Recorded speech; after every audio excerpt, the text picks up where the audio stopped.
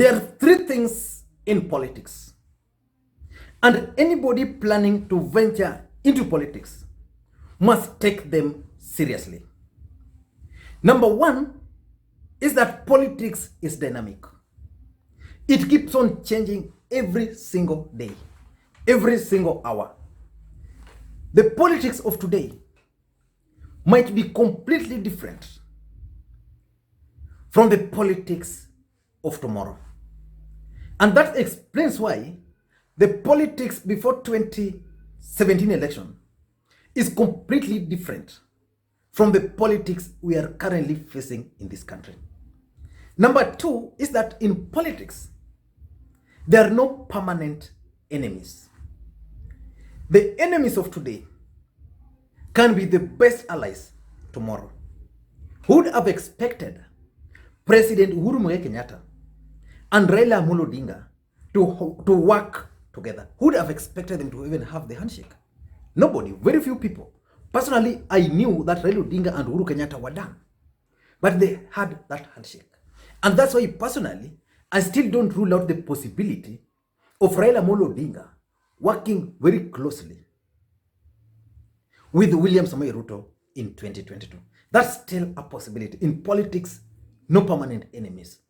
And number three is that in politics, there's only one constant: interest.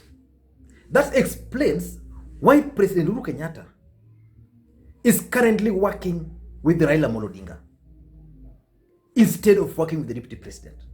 Because working with Raila Odinga serves his interest than if he were to work with his deputy William Ruto. Those are the realities of politics. And when President Uhuru Kenyatta and Raila Odinga had the handshake in March of 2018, it changed the political landscape in this country completely. And it created political orphans, several of them, on both sides.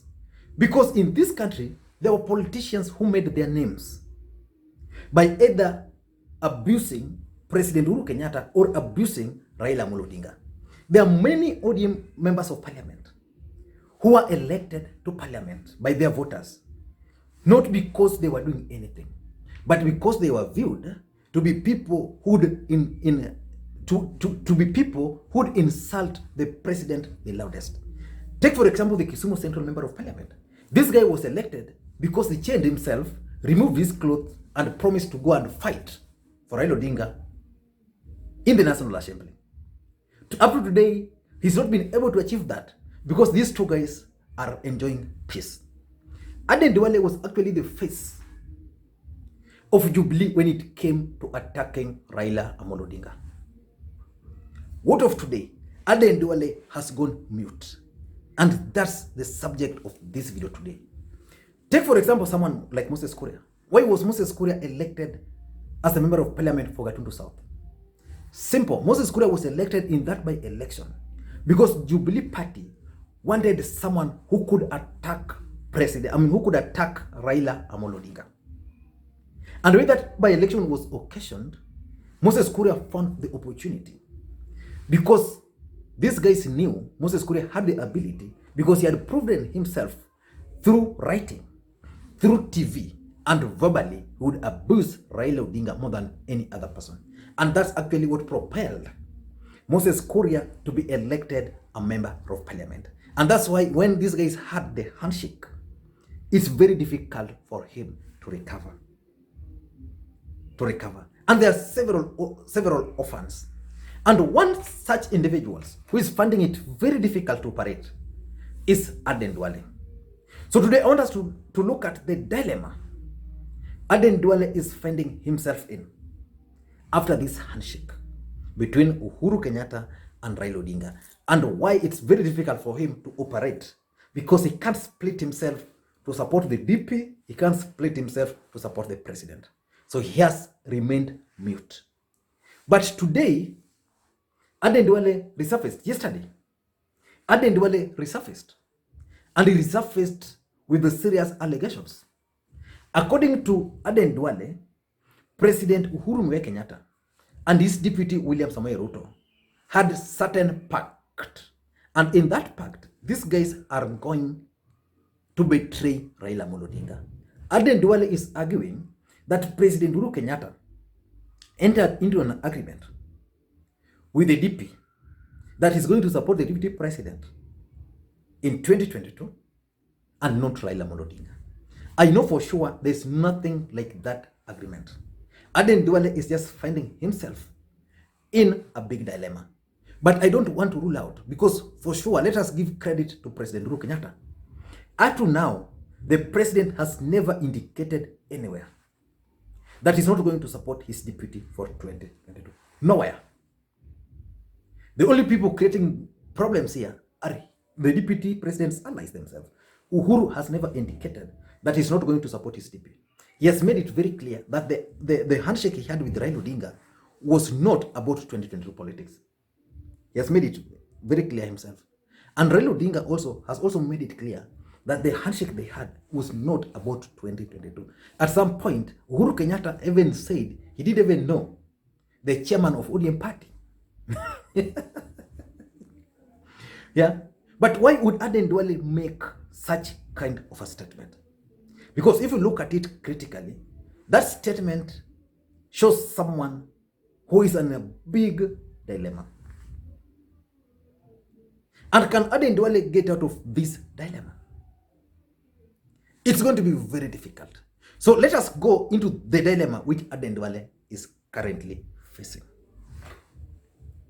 Number one, the first dilemma is that Aden Duale is the majority leader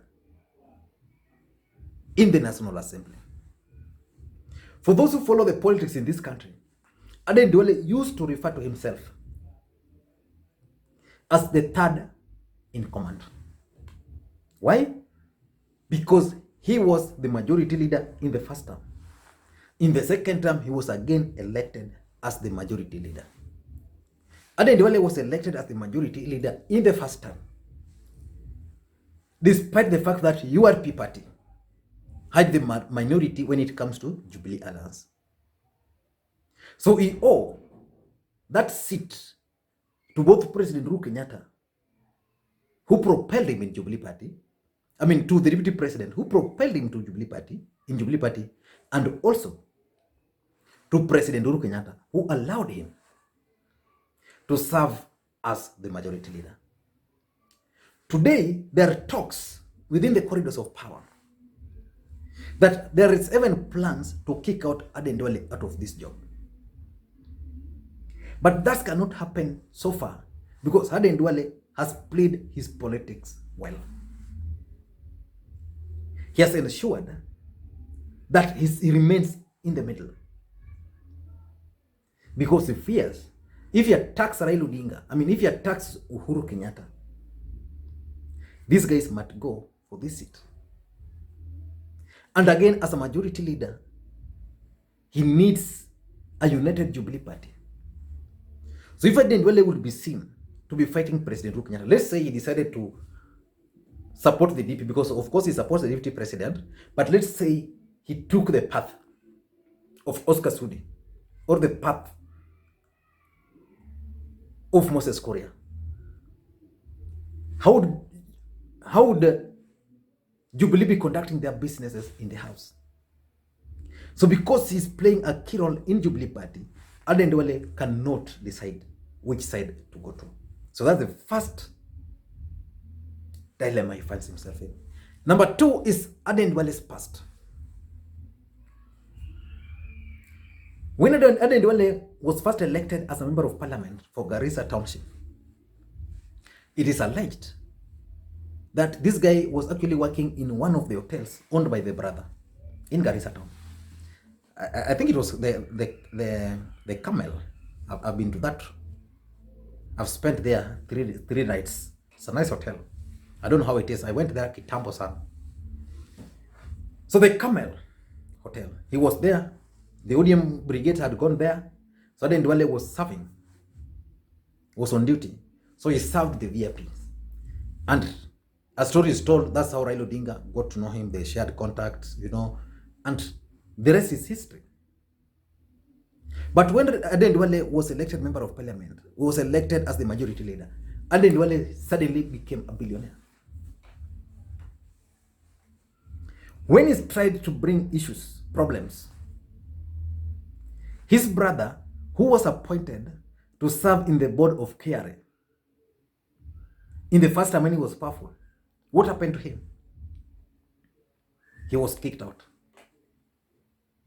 Aden Duale has a case, a corruption case, the Geothermal Development Authority, where he partitioned, a building which is already constructed. Then you are invited to go and partition it. Aden Duale's company was paid, I think, 400 million just to partition an office. I'm told the KRA at some point wanted, was it 12 billion?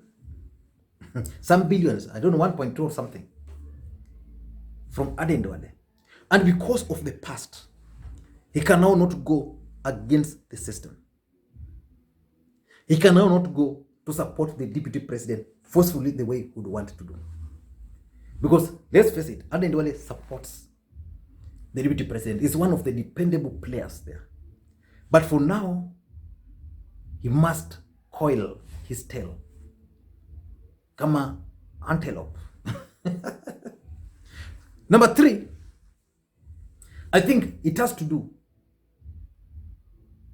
with family factors. I don't think Aden Duale is a coward. Aden Duale is not known to be a coward. If anything, this is a guy who was nobody, came and is now the majority leader.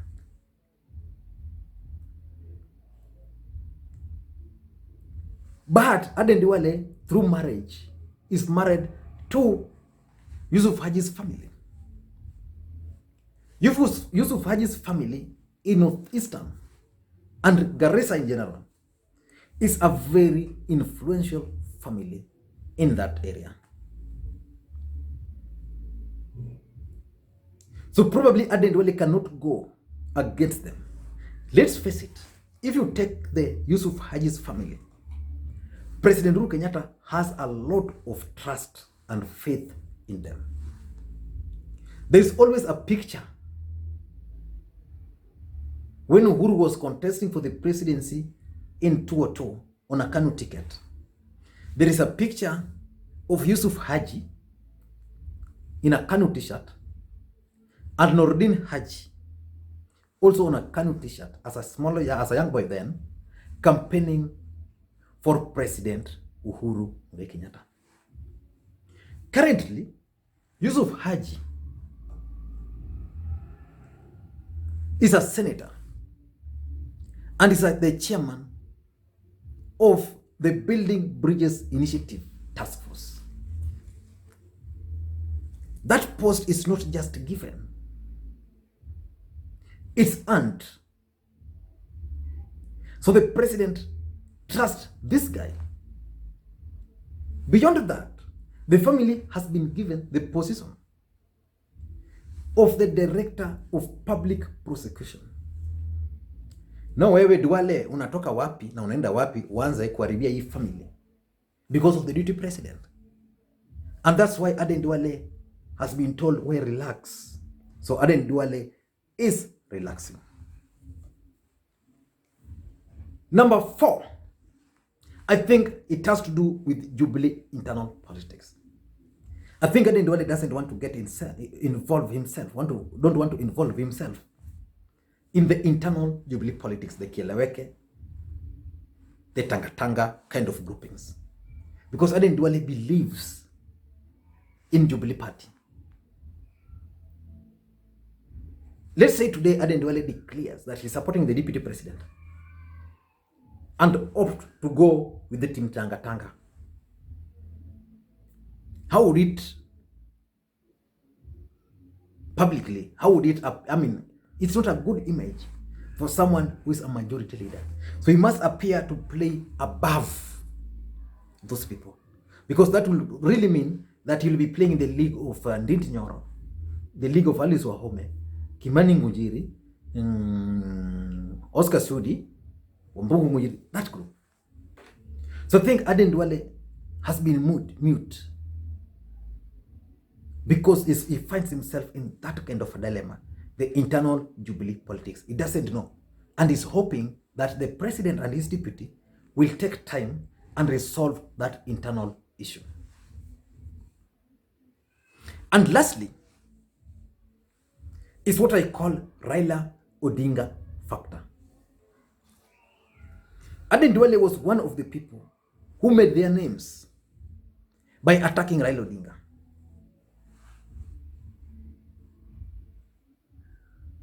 Then Raila Odinga had the handshake with President Uhuru Kenyatta. So there's no way Aden Duale can now take his time and attack Raila Odinga, a man who has been embraced by the president, and still purport to be loyal to the president. Aden Duale understands that clearly. And that's basically what the DP has failed to understand. The DP has failed to understand the fact that President Uhuru Kenyatta has embraced Raila Odinga. And because he has embraced Raila Odinga, there is nothing he can do about it. So Aden Duale can no longer attack Raila Odinga. Because attacking Raila Odinga would mean attacking President Uhuru Kenyatta. Again, Aden Duale cannot attack President Uhuru Kenyatta. Because Uhuru Kenyatta is the party leader of Jubilee Party. So Aden Duale finds himself in those 5 dilemmas. And that's why he claimed that Uhuru Kenyatta has a pact with the DP. He's lumping them together. That Uhuru has a pact with the DP to support the DP in 2022. He's lumping them together. Because the ideal thing is, and this is the reality, is that as things stand today, and if elections were to be held tomorrow, President Uhuru Kenyatta would not support his deputy. He would rather not go to the booth to vote. I don't know what you think, but that's my take. And for those who are bumping on this video for the first time, and if you like politics, the best thing for you is just to hit subscribe button now, so that next time we produce a video like this, you get notified. To the subscribers, I want to continue. Thank you guys for your continued support. And by the way, we have a website which is coming up, so you can check it out and get me the feedback. It's vuguvugu.com. Very simple, vuguvugu.com. Just check it out and give me the feedback. It's still under construction, and we hope maybe by the end of the week it will now be up and running. We tested it yesterday. So far, nothing. I think it's okay, but it will be handed over by next week. And if you know you can write, just drop WhatsApp message on 0777741323. I'll just give you a platform. There's no monetary on it. So it will just be a platform for those who want to write. You can write any topic you want. Thank you guys, and please may you have a good day.